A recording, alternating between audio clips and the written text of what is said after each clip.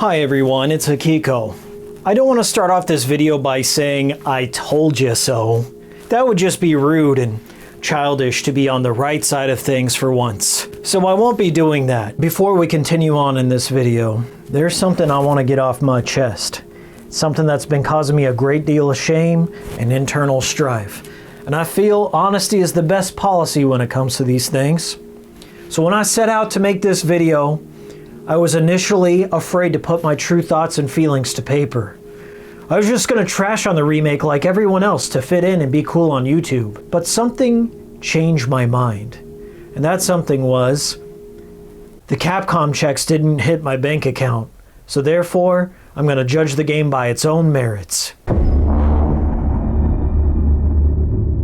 I know it's a novel concept, never been done before, but we do things a little bit differently on Hikikomori Media. That's for sure. I'm not here to dunk on everyone who thought the remake was going to be trash because I can see the line of thinking. Bloober Team aren't known for making the most quality games in the world. They often are narrative driven and they lack gameplay and they're kind of by the numbers imitations of games that you've already played before. Like the medium itself was obviously a send up to old survival horror like Resident Evil and Silent Hill. I think the latter is what they were trying to draw the most parallels with the whole split dimensions aspect and hiring Akira Yamaoka to do the soundtrack. I think they were testing the waters to pitch to Konami like, hey, we're capable of making something similar to Silent Hill. Please give us a chance. Now, I wasn't initially enthusiastic about the idea, but then I stopped and had a little think. Silent Hill 2 is already established. There's a framework. The story's in place, so they don't really have to worry so much about rewriting something that's already good. They already have a great connection to Akira Yamaoka, and they got him involved, so there's the music aspect of it. Environmental artists, Bloober has some of the best in the business, so I know they're going to at least get the town correct. But the two areas that I had concerns with were they aren't known for gameplay, so they would have to do something about that combat. But really, if I look back at the original Silent Hill 2, the combat wasn't anything sophisticated. It was as basic as they come, so it's kind of a low bar there. But the main thing that I was most concerned about was Bloober's insistence on writing verbose characters that have to comment on everything in front of them. I don't know if it's a Bloober specific thing or if it's more of like a Millennium writing kind of thing. These bolt cutter quips and Napoleon Dynamite references do not belong in a game that's set in late 90s Poland on the site of a horrific massacre. Kinda sounds like a spy name. Cutters. Bolt cutters. Silent Hill is a game where the horror comes from the unknown. It comes from those still moments while you're by yourself in isolation, wondering what's around the corner or what that abstraction in front of you is. Having James commentate upon all of it, I feel would compromise the atmosphere. Thankfully, they put the silent back into Silent Hill. I think they've struck a great balance with this new James, as it were. And I think a key aspect on why this game is so successful is being overlooked right now. Bloober asked for feedback every step of the way, starting from the medium. That was one thing I acknowledge. If you're going to inherit the Silent Hill fan base and all the trouble that comes with it, then you've got to be able to take feedback. And I respected how Bloober outright invited the criticism by encouraging players to leave them feedback at the end. That's the kind of mindset you're going to want to have if you're going to remake a beloved franchise. From the moment that the remake was announced, people were upset and criticizing every little thing, nitpicking things like the combat. Like, God forbid that a studio not known for gameplay attempts to improve the combat. Why would you be mad at that? Now, I've also got into discussions with people saying that Silent Hill is supposed to have bad gameplay. The protagonist is not supposed to be adept at fighting, but under a microscope, if you look at the original Silent Hill, Harry Mason is an author. He's just a dad who drives into town and he saves his daughter by fighting all these demons and he kills an actual god in the span of one night. Okay? Like, he has to be good at combat to do that. You can't be bad at combat to do that, so it's not a characterization thing. Now, me personally, I'm just tired of remake culture. Except that one. Except that one. Except that one. Except that one. Except that one. Except that one. Except that one. Except that one. Except that one. I was excited because Silent Hill wasn't just getting a remake, but it was getting 5 different experimental projects all at once. Silent Hill Ascension, Silent Hill The Short Message, the remake, Townfall, and Silent Hill F. I felt personally that Silent Hill 2 Remake was the best shot this franchise had at finding new life. Just like a rising tide lifts all boats. If Silent Hill 2 Remake does well, then the potential for more new, ambitious Silent Hill games was out there. I thought I was a fan of the Silent Hill franchise, and that's what fans were supposed to do. Root for the best outcome. Like, I thought that's what I was supposed to do. Hope for the best. Turns out I was just supposed to shit on it and hope that Bloober gave up. What? Now, the way I look at it, there's a lot of new gatekeepers in the Silent Hill franchise that dictate what's acceptable, what's cool, what's not cool. They're the tastemakers of Silent Hill. And I feel bad for them because they painted themselves into this weird corner very early on where they all came on this united front to immediately hate the remake. I've been around on YouTube long enough to appreciate the irony of the situation. The same people who criticized Twin Perfect for being gatekeepers and overly pedantic and mean are now the new Twin Perfect. They're doing the exact same thing to Bloober Team and the remake enjoyers. So it's nothing new to me. It's like we're trapped in some kind of loop. Silent Hill 2 is the story about a man named James Sunderland, who's beckoned out to the fog-covered resort town after receiving a letter from his dead wife, Mary, who died of that damn disease 3 years ago. What disease exactly? I don't know. They don't ever tell you. Does it matter? No, but 20 years later, people are still getting into arguments about it. It's one of the most influential survival horror games of all time. Against all odds, the remake turned out pretty good. Would I recommend it? Yes. Do I regret spending $70 on it? No. I've played through it 4 times, and I'm going to play through it probably another 4 times to pick up the additional endings that Bloober created for this. It's phenomenal. What can I say? It's one of the best games I've played all year, and one of the best survival horror games I've played in my lifetime. It's got a glowing recommendation for me, and once again, I recommend you play the original and you play the remake before diving into this video. But if not, you'll fit in with the rest of the Silent Hill 2 community and just watch it on YouTube, and you'll be caught up to speed. So here we are, Silent Hill 2 Remake. Let's go.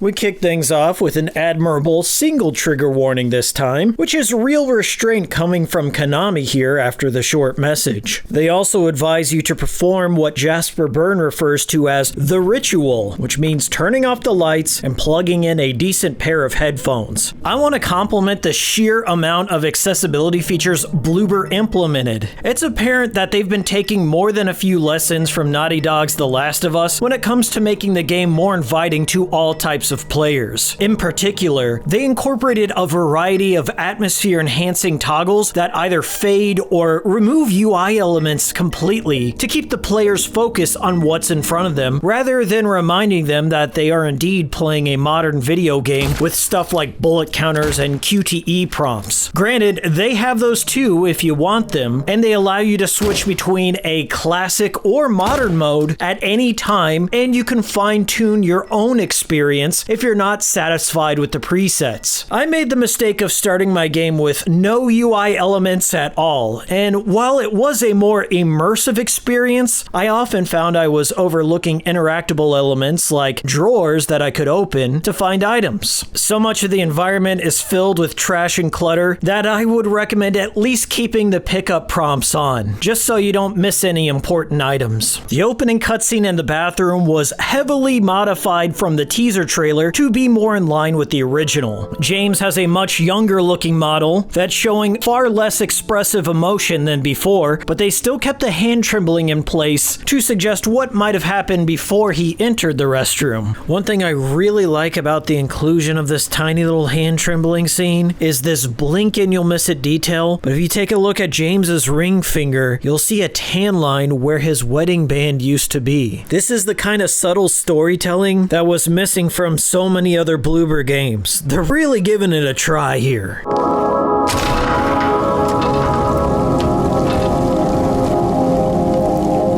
I was floored when James took his first steps out into the observatory area, and the desolate scape overlooking Toluca Lake, engulfed in a voluminous fog, made my jaw drop. I spent like 20 minutes carefully walking around the parking area, just taking it all in, appreciating all the hundreds of careful considerations and details Bloober's environmental artists made. They nailed this critical introduction, and it reaffirmed my belief that these poles were fit for the position.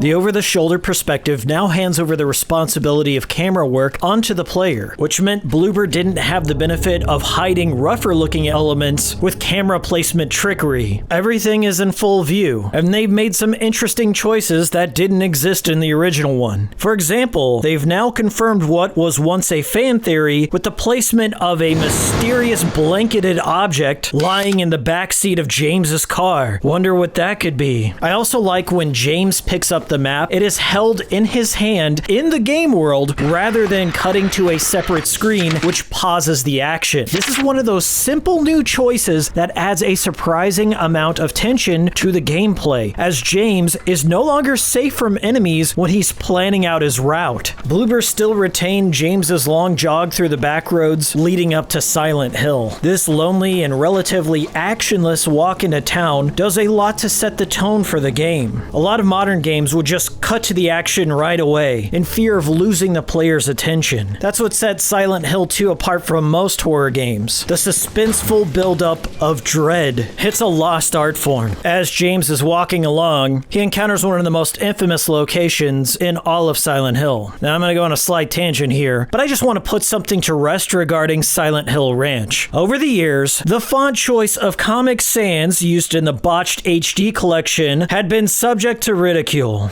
Now, from what I remember, the reason why Comic Sans Silent Hill Ranch here exists is because Hijinks, who developed the HD collection, were operating off an older build, an older revision of Silent Hill 2. And I think it was about 10 years after the original game came out. Some of the original assets were destroyed or misplaced. So they had an older revision, and I believe this was just a placeholder graphics. I want to hope this was just a placeholder and not Hijinks coming in and just like, you know, dragging a text box over it in Photoshop and throw. I would like to give them the benefit of the doubt here. Well, I'm about to ruin this meme once and for all by confirming Comic Sans is canon. If we take a look at Silent Hill 4, The Room, Henry Townshend visits the Wish House Orphanage, which is located in the middle of the forest overlooking Toluca Lake. For a moment, turn your attention towards the signpost in front of the orphanage. What do you see? That's right, Comic Sans, and a Team Silent produced entry no less. Canon font. Bloober was just too afraid to piss off fans, so at the 0 hour, they hid the canon sign in this barn over here, which was discovered by modders who clipped through the level. Thankfully, there's now a mod to restore the correct and true font. Bloober, do the right thing, patch it back, bring our boy home. Moving along to the graveyard, and this is where we're introduced to another character, Angela Orozco. This scene was mostly a miss for me. I'm looking for my my mother. It's been so long since I've seen her. Now, I don't want to single out anyone or criticize the acting too much here, because the original Silent Hill 2 cast also had some questionable delivery and choices of their own, and I put the responsibility of the performance mostly on the shoulders of Bloober team and their direction, and it felt like the notes that they gave to most of the actors here was, let's go for a more natural approach to delivery versus the ethereal, uncanny thing going on in the original. I'm looking for my mama. I mean my mother. It's been so long since I've seen her. I know as a fan of the original one that I have my own hang-ups of letting go of the original performances, and in the back of my mind, I'm always going to have that bias. The original cast gave that uncanny performance that's not easy to recapture. Eddie, you can't just kill someone because of the way they looked at you. Oh yeah? Why not?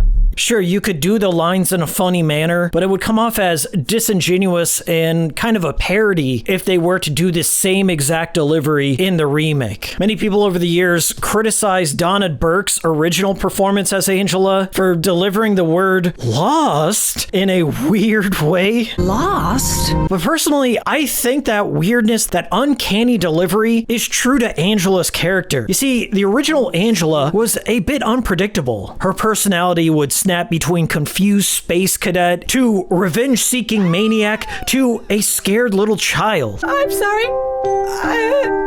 I feel bad. Her actions would compel James to carefully choose his words in response. Angela, relax. Don't order me around.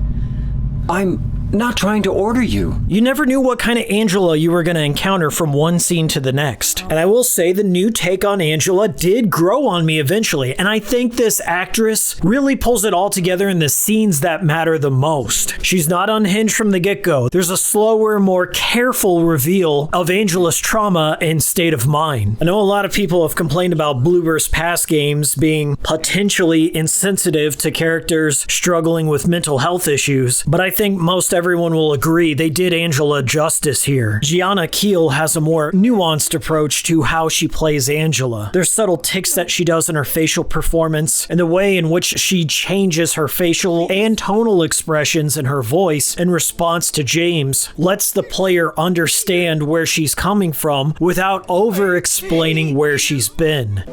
Anyway, I'm happy to see you.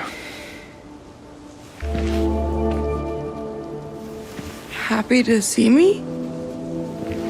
Alive, I mean. Oh. Yeah. I love that she's given a few more scenes to help flesh out her character and provide more context to her traumatic past without tokenizing her mental health, which is something Silent Hill: The Short Message failed to do with its protagonist. Also, for some reason, Bluebird did her dirty in one of the trailers. Her character model looked exactly like David Duchovny for some reason. The truth is out there. As you proceed towards Silent Hill, new areas are gradually woven in. For example, a new detour to this auto shop where the player learns about the vaulting over things mechanic. The new areas in the game are slight twists upon the framework of the original, whilst at the same time recognizing places of importance from the original game in a sort of alternate timeline kind of way. There is the blocked off tunnel from the original game where James got the radio and faces off against the lying figure with the wooden plank. That's still here, but it's now a set piece that you can click on to observe. There are many other spots from the original like this one, and they're known as glimpses of the past, and they act as one of the collectibles in the game. Now, when you get to town, the changes will become even more readily apparent to veterans. James can now explore more buildings in a seamless manner. The game doesn't stop, fade out, fade in to load new environments. It's all one big open place to explore. James comes upon a goo trail which leads up to the game's first enemy encounter. What's different is he now crawls into this hole in this garage and discovers a radio emitting static which acts as the enemy radar in the series. Minor gripe, but I didn't like the new introduction of the lying figure. It doesn't have that same amount of suspense and dread as the original. It just kind of awkwardly bursts through the wall like the Kool-Aid Man, and it doesn't have that odd camera work, which added a much needed layer of confusion to the moment. James just immediately recognizes the thing as a threat, snatches the wood plank, and he's ready to go. Stay back.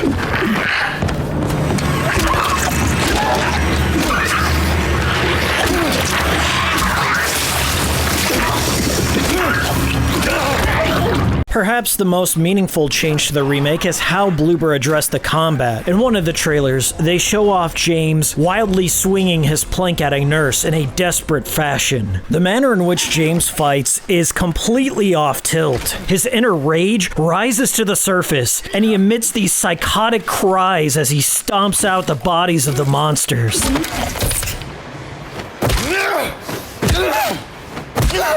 The combat is also a true challenge this time around, especially if you crank up the combat difficulty. The timings of enemy attacks and your window to strike them dramatically ratchet up the intensity of each encounter. You feel every whiffed swing, and the enemies will quickly remind you that you fucked up and swiftly punish you in return. This helps solidify that oppressive atmosphere that everyone's talking about. The enemies also have some sneaky tricks like blocking and dodging your attacks. In return, James can also dodge out of the way of enemy attacks, and the iframes they afforded him are quite generous. I know it's a tired meme, but if you've played a Souls-like game, you're gonna feel right at home here. They also kind of incorporated the whole Estus Flask thing by having an active healing component, where you can slightly press in a button to chug a health drink, which restores a little bit of health, or hold it down for a long press for a full recovery. Healing will leave you open to attack, and getting surrounded by monsters during this will often spell death. You cannot run away from nearly every fight like you could in the original, because they implemented the enemy grabs introduced in Silent Hill Origins, where you have to mash a QTE to shake them away. But thankfully, Bloober boiled down all QTEs to a single button. In my case, the cross button on the DualSense. You're never left guessing what the prompt's gonna be, it's always the same button.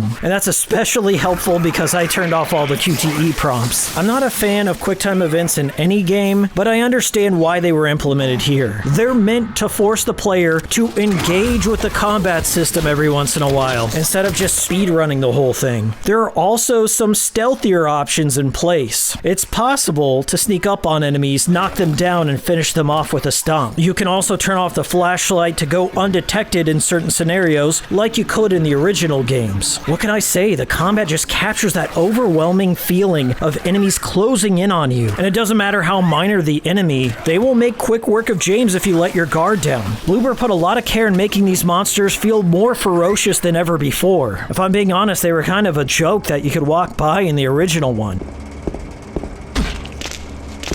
The weapons in the game also afford James a new way to interact with the environment and exploration. Now he can commit mass acts of property damage by busting out car windows to find items, or breaking open windows or walls to access new areas. By the way, this whole weapons as exploration tools thing isn't a new mechanic to the Silent Hill series. It was a large part of how the exploration was handled in Silent Hill Homecoming, where Alex Shepard would smash and cut his way through fleshy walls to traverse town. To this day, many fans still complain about how Homecoming tried to drag Silent Hill into the modern world by trying to improve the combat. Silent Hill 2 Remake is now being praised for the very same things that Homecoming attempted to do. Homecoming, I see you.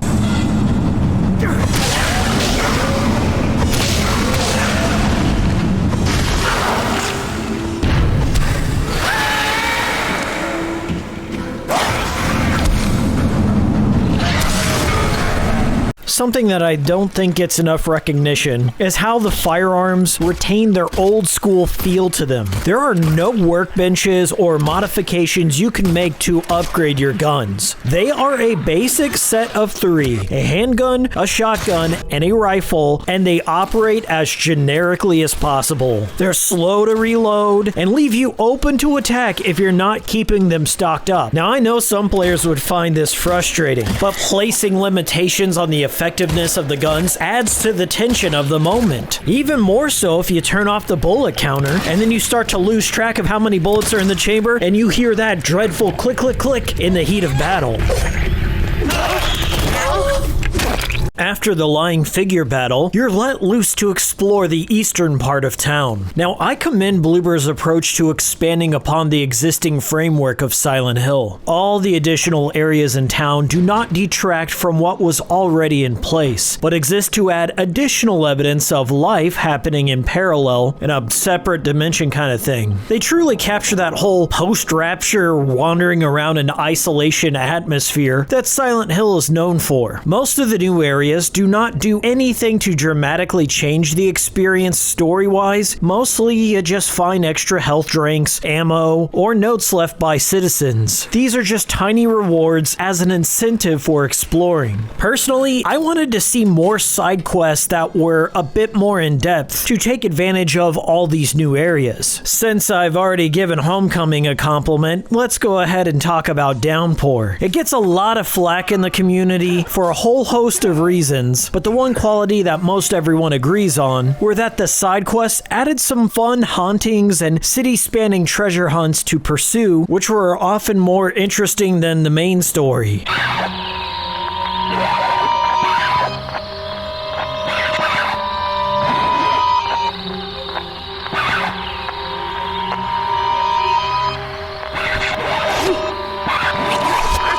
However, there is some merit to trimming out the fat and keeping the story localized to just James's journey without all the filler. I recognize that Bloober went for more of a light touches approach, and if you're interested in a lot of fun side stuff, then it's available to you in the New Game Plus. There are still a lot of interesting set pieces to find and slight nods to other games in the series that are reward enough, without going too hard in the nostalgia paint.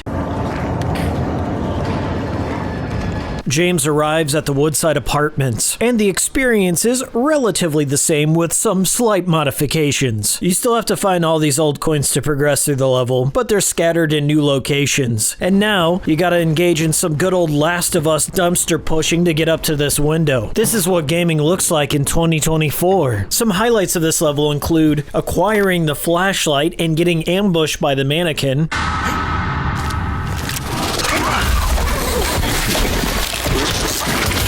Of all the monsters that got a makeover in Silent Hill 2, the mannequin had the most notable improvements. They now exhibit behaviors where they can contort and hide under objects, or occasionally you'll see them run ahead of you to go duck away in a corner and leap out. I'm happy to admit the mannequins made me jump out of my chair a few times.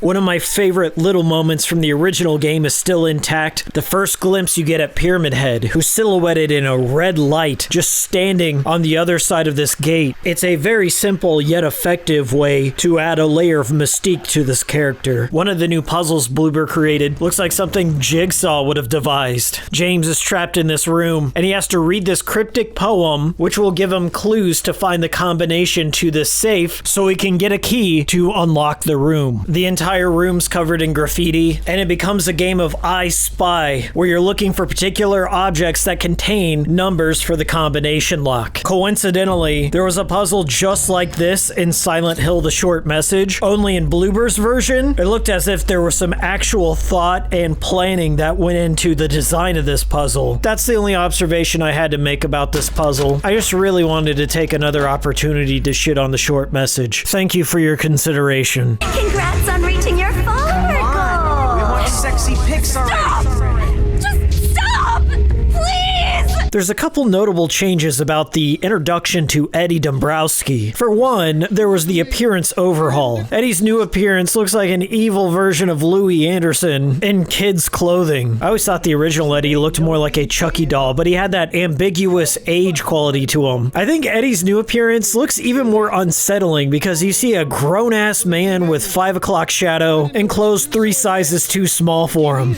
Dialogue-wise, there's a few things that were omitted. James no longer asks Eddie if he saw that red pyramid thing, and Eddie no longer admits to James that he saw monsters and that's why he ran into that room. You're not friends with that red pyramid thing, are you? Red pyramid thing? I don't know what you're talking about. Honest. But I did see some weird looking monsters. They scared the hell out of me, so I ran in here. I do think the missing pieces of dialogue do detract from the moment, because they let the player know that there are other people seeing monsters in town, and it adds some legitimacy to the town being some sort of atonement-dealing entity that manifests these demons based on the person's own inner anxieties. I hope Bloober makes an Eddie chapter in a Born from a Wish style, where you get to see Eddie's arrival in town, and he's shooting all these disgruntled football player demons and zombies zombie dogs. But I'm getting way ahead of myself. Hey, you want to come with? Maybe together we can find a way out of this town. Oh, sorry, but I can't leave. Not yet. I need to find someone. Okay, I guess it's time to talk about the uncomfortable pyramid head scene in the kitchen. In the OG game, James stumbles in and sees kind of a monster orgy. I mean, there's no hot dog, no bun, and I'm not sure what I just witnessed, but I knew it was time to leave. I think I prefer the remake's interpretation of events. James is already in the apartment and Pyramid Head just manifests in the kitchen with a couple of mannequins, and you don't get a close-up shot on what's going on. Just the suggestion of something far more disturbing is happening within proximity to James, which compels him to run over to the closet. While I consider the original to be burned into one of my core memories as a child from playing this game at way too young of an age, I think the remake is a little more unsettling because it doesn't have that same sort of shock value. It lets your imagination fill in the gaps, no pun intended. Also, new Pyramid Head just eats all the bullets and is unfazed, making him feel more like an unstoppable force. I know some people out there are probably sounding the censorship sirens right about now, but I'm gonna be real with you, there wasn't too much to censor in the original scene. When people bring this up, their mind tends to add more details than there actually were. It's not graphic, but it feels graphic. Does that make sense? And over the years, people have told me about the Pyramid Head R-word scene. And then you get into the manner of debate. Like, is it really R-word?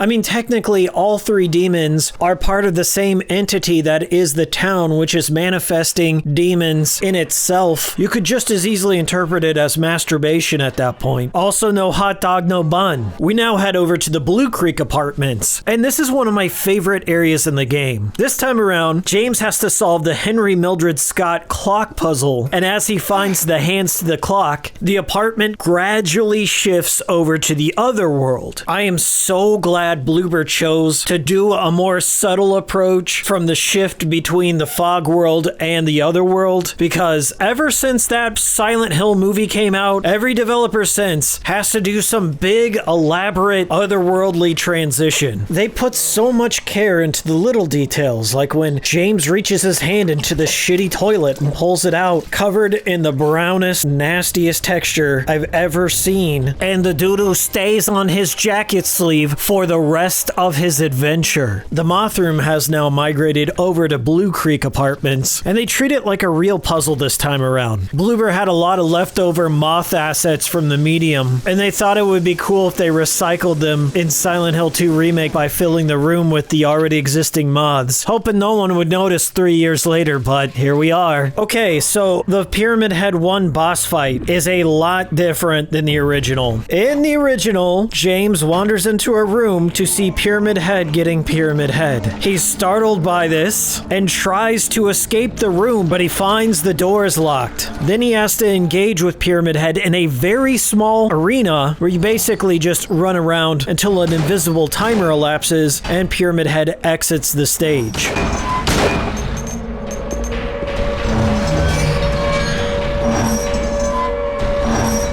In the remake, James wanders in a room, Pyramid Head awkwardly stands in the middle of the room, comedically throws a lying figure at a door, turns around, and then James doesn't even give a shit and decides to fight. I'd say ultimately this Pyramid Head is a bit more intense with the newfound action. Pyramid Head actually runs at you and destroys bits of the set pieces. You can choose to fight him, but it doesn't really make a difference because you're just waiting the timer out until you hear the sirens and Pyramid Head makes an exit. They ratcheted up the action, but toned down the sexual implications here, and I'm not quite sure why. They could have pulled off something similar to the kitchen where you kind of get an implication of what's happening, but I guess they wanted to recreate the skin ripping scene from the movie. Dear YouTube, this was uploaded to your website 12 years ago, so I'm just gonna assume it's okay to show.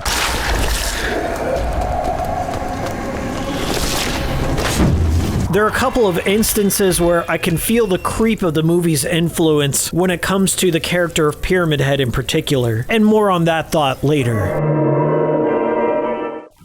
Hey everyone, and welcome to the mid-roll section of this video. Before we go any further, I just want to say subscribe! Subscribe! Subscribe! Did the button light up? I've been told it does that. Anyway, if you'd like to, you can also support the channel on patreon.com/Hikiko. It helps keep this funny farm operational. And I also wanted to talk about the puzzles. Now, there's 3 different levels of riddles in the Silent Hill 2 remake, and I've played on the medium difficulty, and I've been told they add more sequences and more layers to some of the puzzles. And I actually had to sit down with a piece of paper and a pen and write out some of these clues. Like, yeah, I haven't done that in a game in some time. And like looking at this, you know, without any proper context, it looks kind of scary. Like, these are the scribbles of a madman. Like, I was tempted to go over to McDonald's and just like set this down on a placemat and watch all the chaos ensue. Like, maybe some guy picks it up and thinks there's like a new Zodiac killer and this is a coded language or something. But the Silent Hill 2 remake will make you use your brain on several occasions. And for that, I commend Bloober for making new puzzles. Almost every puzzle in the game is brand new stuff. So it keeps things fresh and interesting. That's all I gotta say. Back to the video. Subscribe! Exiting the apartments, and James is on his way to Rosewater Park. Along the way, he runs into Laura, who had stepped on his hand. I don't have too many notes about this scene, other than Bloober made it a little more cruel because James chastises Laura about the way her parents raised her, and Laura now winces in response because in the background, she got afflicted with the whole dead parents thing. Didn't your parents teach you any manners?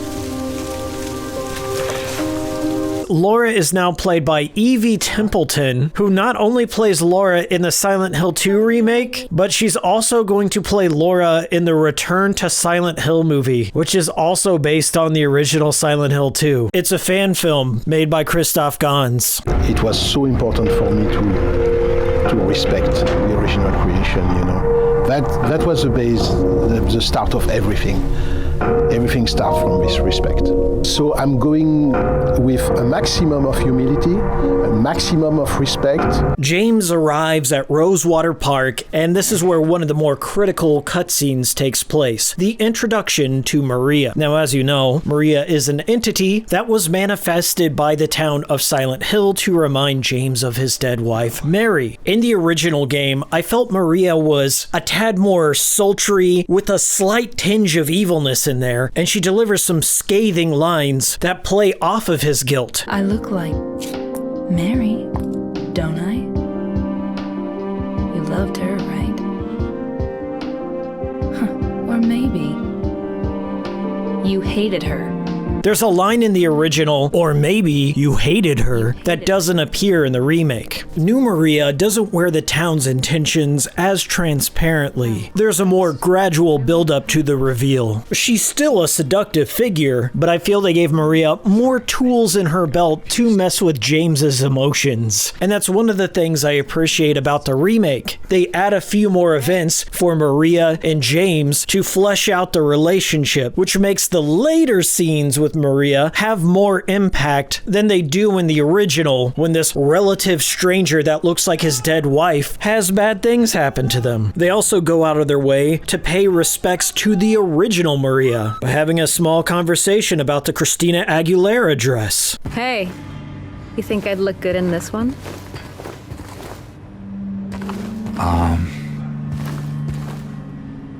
Sure. There's also a cool nod to the Born from a Wish scenario from the original game if James and Maria visit the Baldwin Mansion. You ever been inside? I'm not sure. It does feel familiar. Now, there's a couple of theories at play here. Either one, Bloober is going to release a Born from a Wish DLC later on, or two, there's the whole loop theory that's going around, and James and Maria are trapped in this perpetual purgatory. Everything they have done or will do, they will do over and over and over again forever. But it's a Silent Hill game, so it's totally open to interpretation.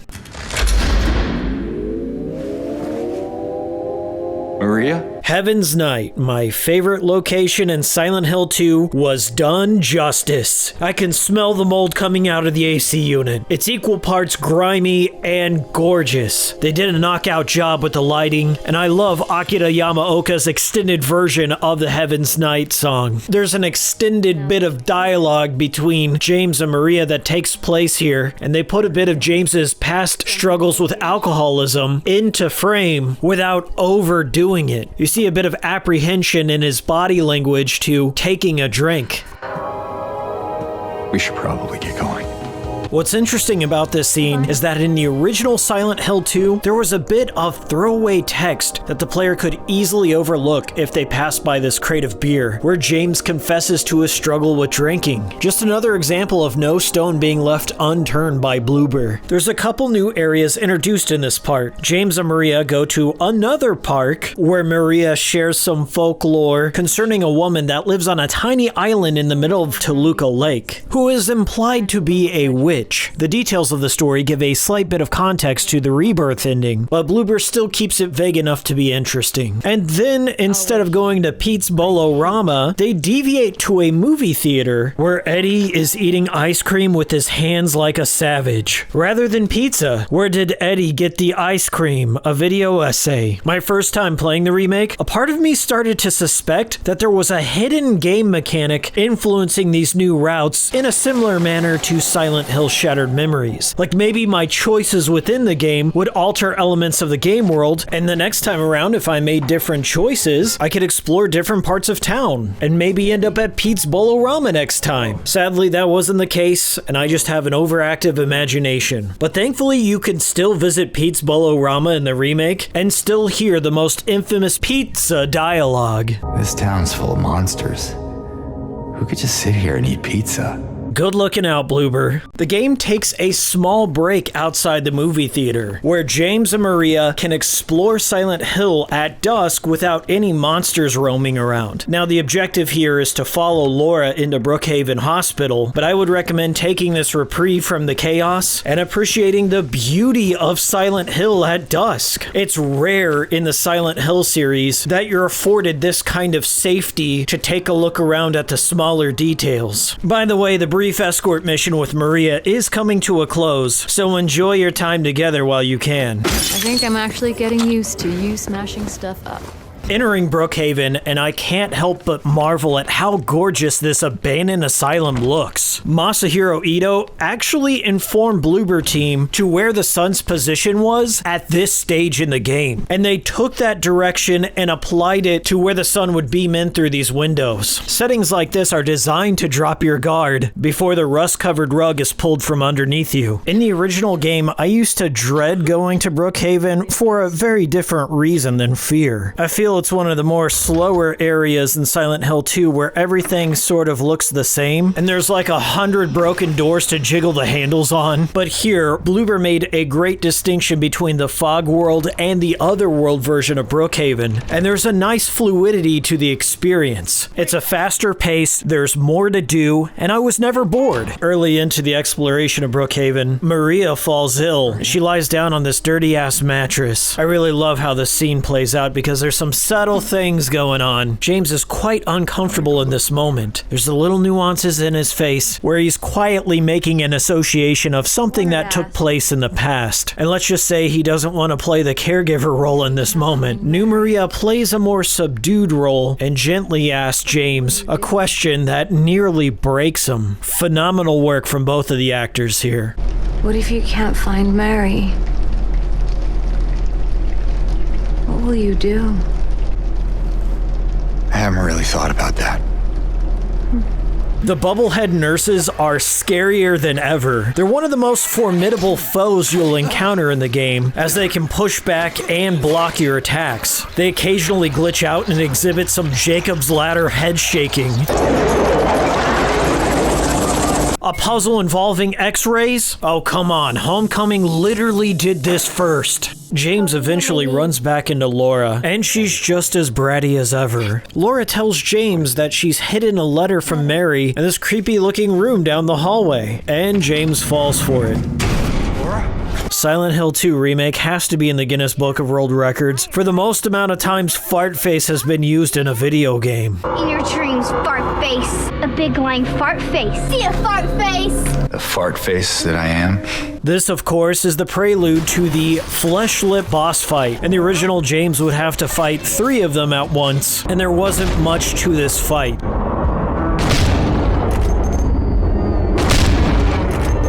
The remake Fleshlip has changed considerably. You only fight one of them, and it strikes at you with these praying mantis metal claws. Midway through the battle, it gets down on the ground and turns into some sort of robot spider. I was dodging and weaving and having a hell of a good time. There's not a single bad boss fight in this game, and they gradually get better and more involved as you progress.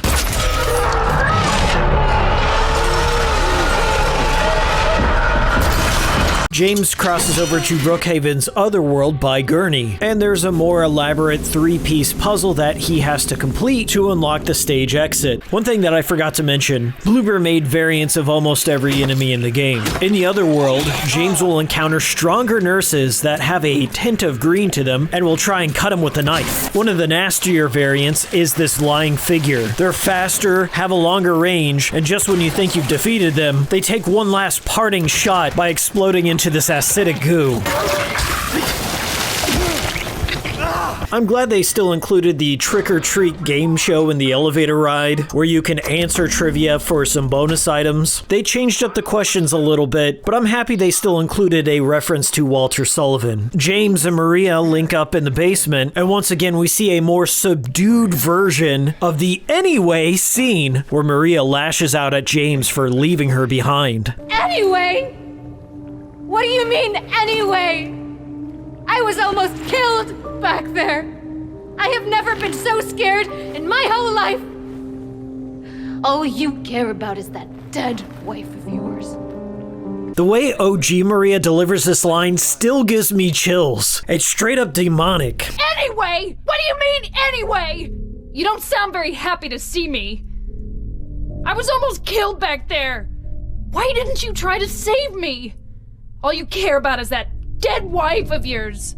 I've never been so scared in my whole life. New Maria's performance isn't bad, it just takes a different tone in order to manipulate James. New Maria does a better job at masking the town's true intentions by making James pity her. Upon returning the rings and unlocking the door to the exit, Maria has some apprehension about going down the stairs.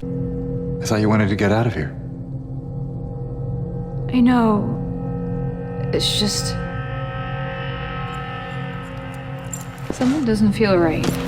This hesitation wasn't in the original. Like, she's feeling some form of deja vu, which could be a hint towards that whole loop theory. But allow me to posit an alternate theory as to why Maria is so hesitant in this moment. It's probably because she doesn't want to hold James Doo-Doo Hand Sunderland's hand.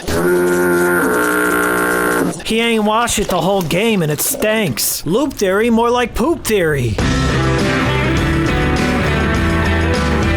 The Pyramid Head chase sequence in the basement is a tad overindulgent, to say the least. In the original, you just ran through a zigzag hallway to reach the elevator at the end. But I guess that wasn't tense enough for 2024. This feels less like a Silent Hill moment and more like something ripped straight out of Uncharted.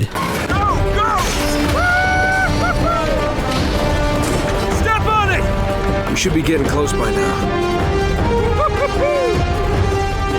From this point forward, the escort quest is over, and now it's a long dark trek through South Vale on the way to the Silent Hill Historical Society. This is probably where a lot of Silent Hill veterans will start to feel that the game is stretching out its runtime, because James has to leg it across town in the dark, essentially just fighting a bunch of monsters and going through doors. Bloober captured something special by presenting Silent Hill at night. Their environmental artists truly crafted a masterful depiction of the world's most terrifying town at night. They play a lot with contrast, as it's equal parts chilling as it is beautiful. I love how the neon sign of the Lakeside Diner acts as a beacon of light to draw the player like a moth to the flame. The areas are so drenched in darkness, and lights are sparsely placed around the map to draw the eye and spark the imagination.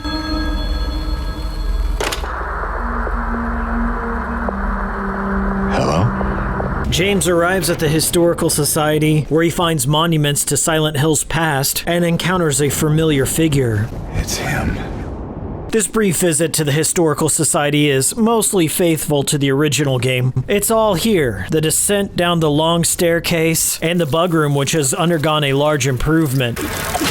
The original one was kind of silly, with these bugs just wiggling from side to side, looking like a set straight out of Spirit Halloween. James follows the doctrine of the Order of the Whole, and goes from a gradual descent into madness into a steep decline. James arrives in the cafeteria of Toluca Prison, and he stumbles upon a corpse riddled with bullets. James turns and notices Eddie sitting in the dark holding a revolver, and this may very well be my favorite cutscene in the game. I love the way new Eddie has these dead, lifeless eyes, as his brain is trying to construct a paper-thin alibi for why there's a dead body sitting over there. The way you looked at me, I just had to do it. He looked at you. I thought you said he came at you. Yeah, I mean, hey, I could see it in his eyes. He comes off as a little bit cartoonish in this performance, like he's some sort of mob crony, but he still manages to be somewhat intimidating, and I was at the edge of my seat during this moment. I honestly thought Bloober were gonna rewrite things and have Eddie shoot James here.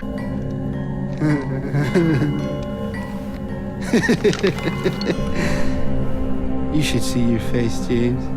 The revamp of Toluca Prison was exceptionally well done. James has to make his way through all the cells in search of these weights to put on the scale to solve a puzzle in the gallows. The thing is, the prison is now teeming with mannequins that can now climb on the wall like spider monkeys, but you can temporarily repel them by flipping one of these light switches, which are on a timer. So you constantly shift back and forth between flipping switches and solving puzzles, or you can try and duke it out with the mannequins, but they are slippery bastards. I believe the presence of these mannequins in the prison is a reference to the instruction booklet of the original Silent Hill 2, where the graphic designer just pasted a whole wall of them all over the prison. They don't actually do this in the actual game, but just in this render. Talk about your deep cut references. Once again, Bloober left no stone unturned, and they even included the game's most obscure character, Ritual Man. Bloober also included this reference to Silent Hill Downpour that no one's talking about on the internet.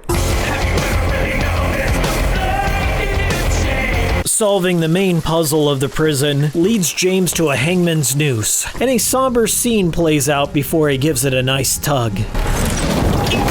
Descending deeper into the hole, we end up in Angela's own personal hell, and we meet the Abstract Daddy. Daddy!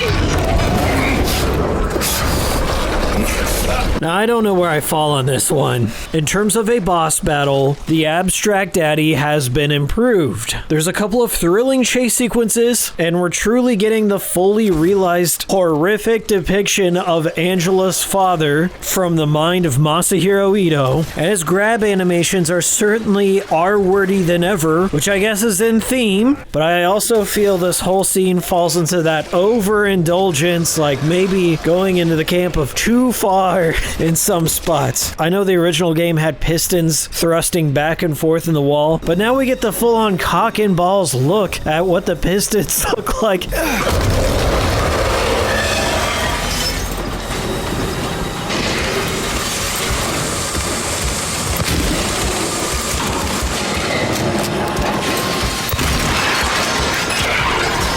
I will compliment Bloober on the boldness of the display. They held nothing back here, and Angela's mental break is incredibly well done. I was rooting for her when she slammed the TV into the Abstract Daddy and tearing up at the same time. I love how Angela also calls James on his shit regarding Mary and snaps him out of his delusion for a second, only for him to double down into denial. Admit it. You didn't want her around anymore.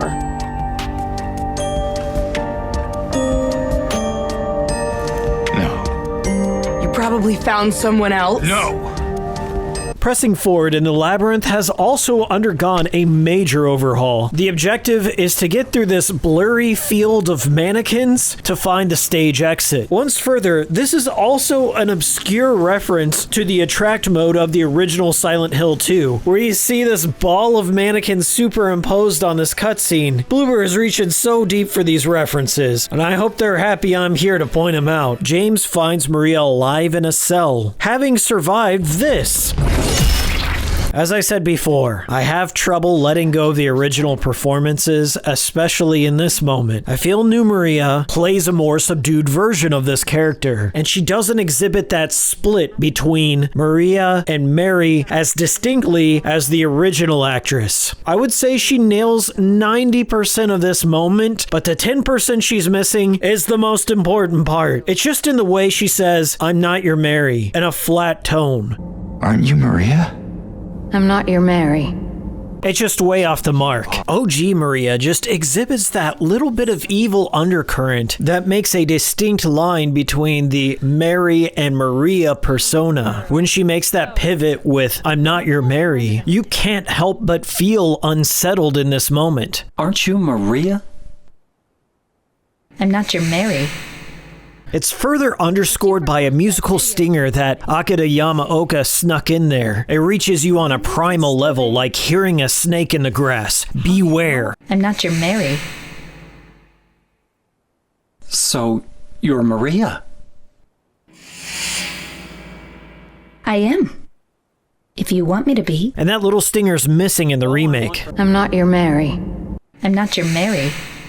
The way the lighting casts upon James's face, the little micro expressions going on, signaling all the different thoughts racing through his head, and the depths of the delusion that he's willingly sinking into, really sets the remake apart from the original. There's more weight behind what's not said in this moment. James uncovers the rotating cube with the faces on it, and as he rotates it, it rotates this building in front of him. Depending on where he lands, it opens up a pathway to the 3 different areas he has to solve in order to get the quote-unquote key to the exit. I do like how they expanded out the labyrinth here. In the original, it was mostly just a series of hallways with dead ends that were indistinct from one another. This one, you have 3 entirely new areas to explore, of which include lots of bugs, enemies, gross set pieces, and puzzles to solve within the larger puzzle. There are a couple of changes I didn't care for.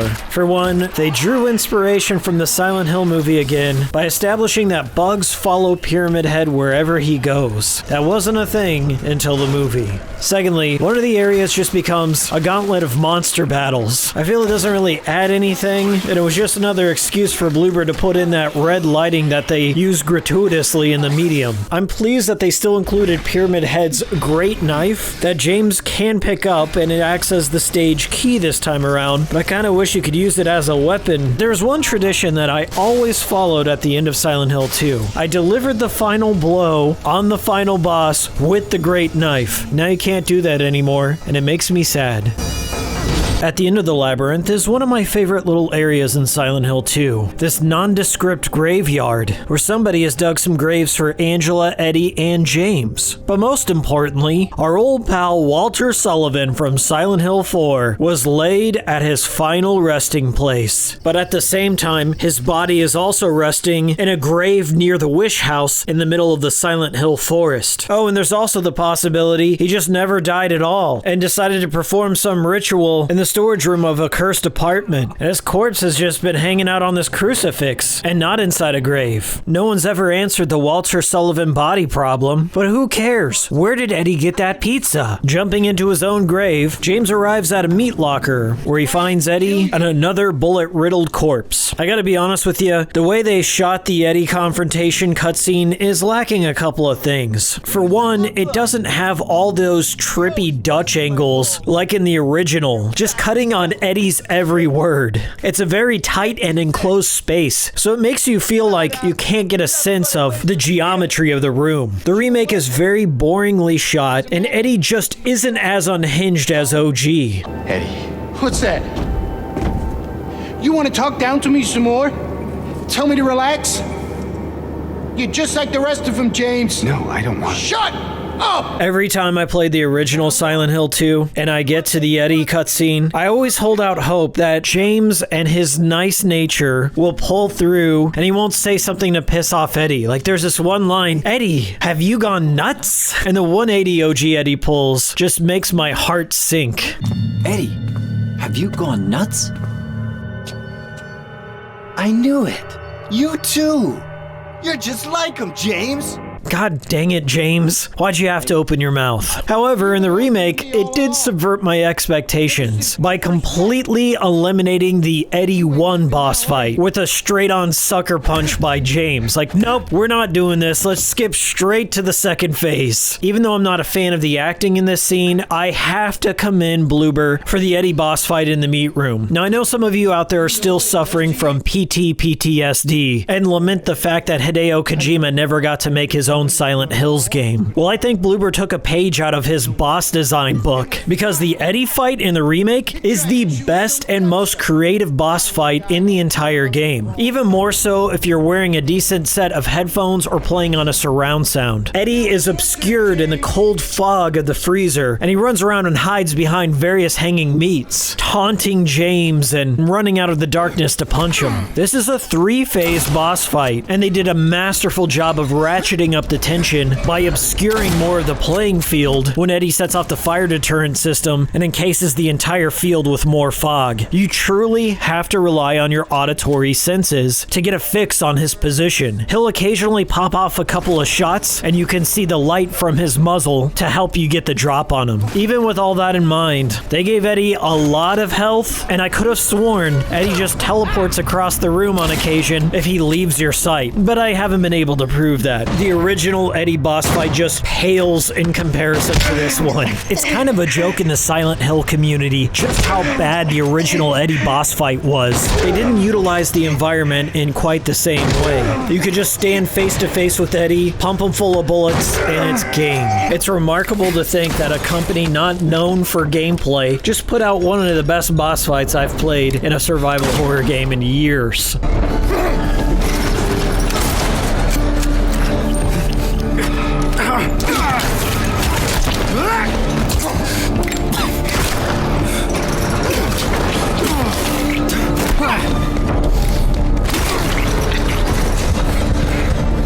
Now we're entering the final stretch of the game, with a quiet row across Toluca Lake. I felt on guard the entire time I was rowing across, just cause in the back of my mind I was like, Bloober's gonna have something pop out of this, but they didn't. By the way, there's a weird trophy if you just hang out for 10 minutes before you do anything. James is just hanging out, breathing heavily and looking constipated for 10 minutes. The symbolism's deeper than the lake here.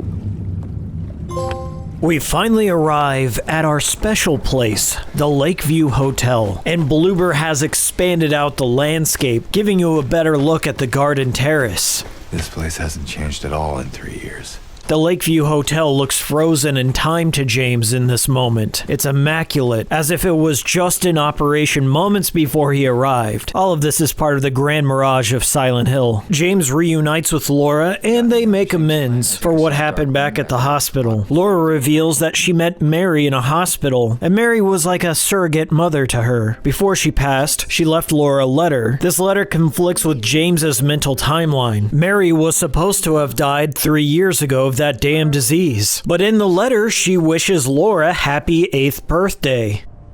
Laura, how old are you?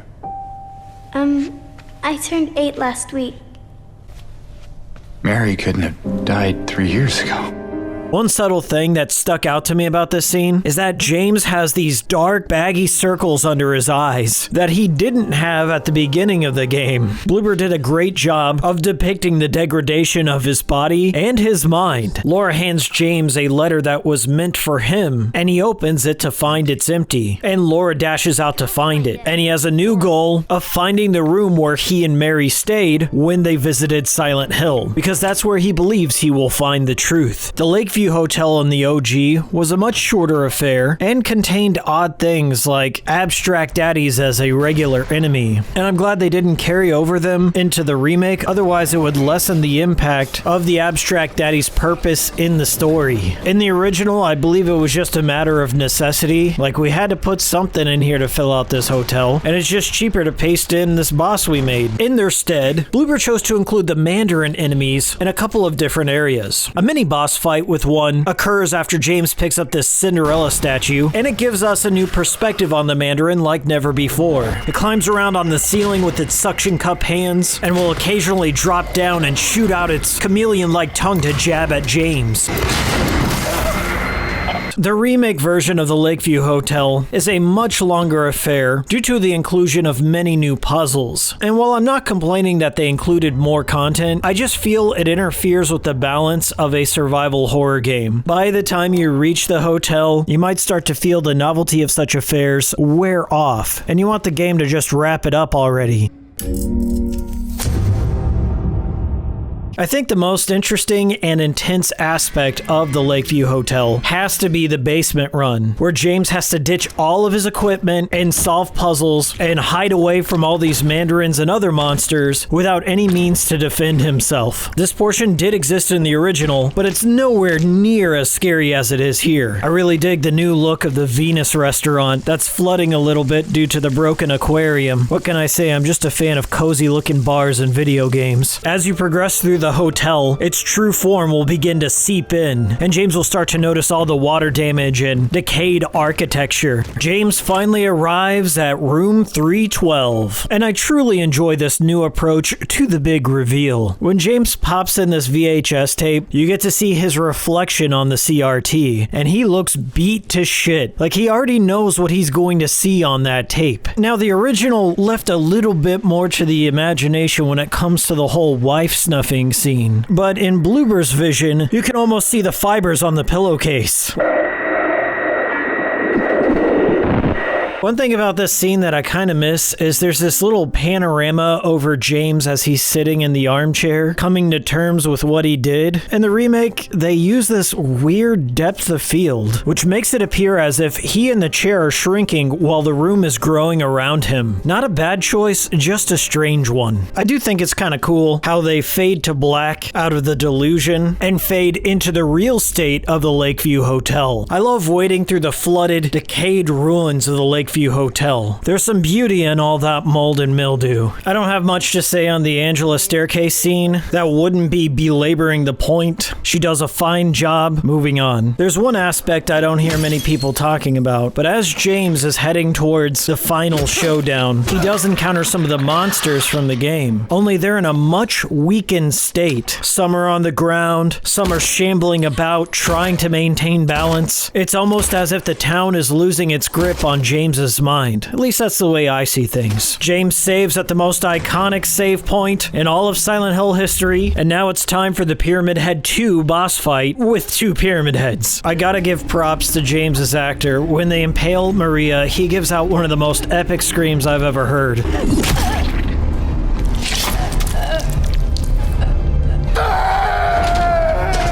The boss fight is a slight step up from the original, as the Pyramid Heads can now flank James and toss their spears at him. And like the first fight, it's just a matter of dodging and waiting out the timer until the fight ends itself. By the way, this has been on my mind for years, but could somebody in the comments explain to me what the deal is with the Scarlet Egg and the Rust Egg, and why it doesn't matter which doors you stick them into? I've been thinking about this moment for over 20 years, and I haven't been able to figure it out. So now comes the final showdown with Maria, and by extension, the town of Silent Hill itself. I know you tried. James, please. But she's gone. I know that now. Stop it. And I can't just keep pretending. Shut up! I love Maria's transformation because it comes from a place of rage because the town doesn't want to give up its grip of control over James, and turns into this flying bedridden nun that shoots out moths. Bloober has certainly cranked up the speed of this boss fight. Maria will hover around the stage, stalking James and whipping him with her metal tentacle, and then blasting out bursts of moths at him. It's quite a challenging fight, and it's hard to place a shot on Maria. Probably has something to do with the removal of the auto auto lock on.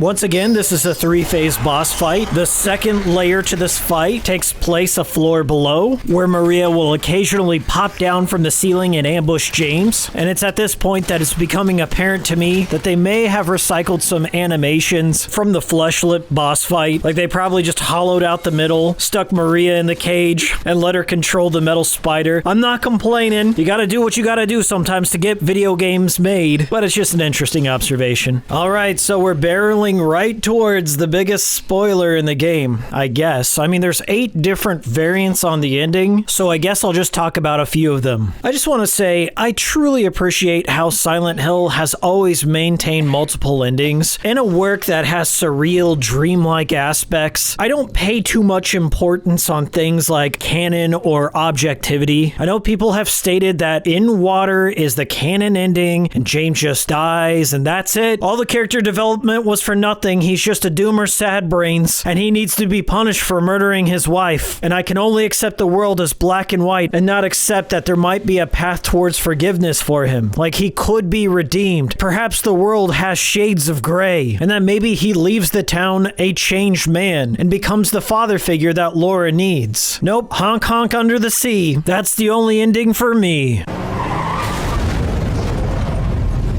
My 2 personal favorite endings are Maria and Rebirth. I love the Maria ending because there is no lesson to be learned at the end. Just history repeats itself. He gives in completely to his delusions. His imaginary waifu starts coughing and he instantly gets pissed off and tells her to do something about that cough or else. I also really enjoy the Rebirth ending because it brings back the cultish aspects from the original Silent Hill.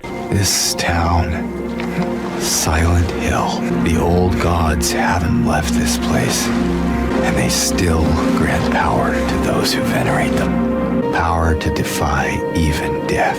In my headcanon, Mary comes back as a vengeful zombie, and then Akira Yamaoka does a cover of this.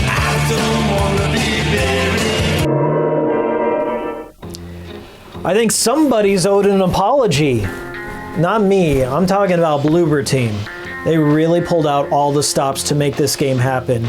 And they did it with humility and grace. They took feedback every step of the way. Okay, they convinced Konami to get out of the pachinko business and give Silent Hill, out of all franchises, another shot. They worked a lot of magic to make the remake happen. I'm glad they did. I think it's a phenomenal project. I hope all the people that have like dug their heels in start to backpedal a little bit and give it a chance. I welcome them with open arms. Come back to the light. The remake is great. It's okay to say you were wrong. Take the L, and I'll be here for you. Akiko believes in you. Anyways, that's all I have for today. Thanks for watching. See y'all next time. Apologize to Bloober. See ya.